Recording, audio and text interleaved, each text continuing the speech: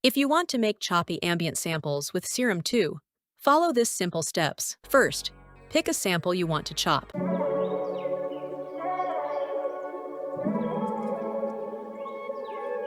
Then, open Serum 2. Right-click on Wavetable and select Granular.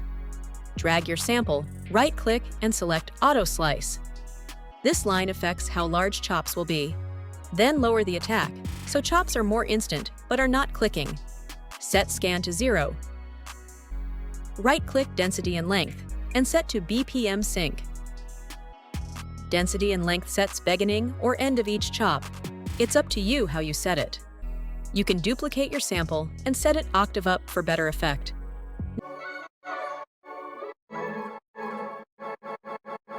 Now you can make chops in your piano roll.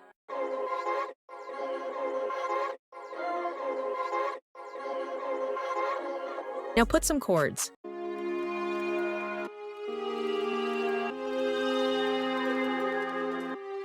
Then, Vox one shot.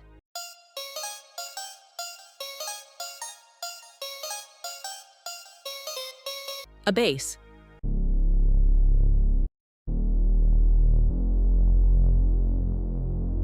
And some plucks with autochroma.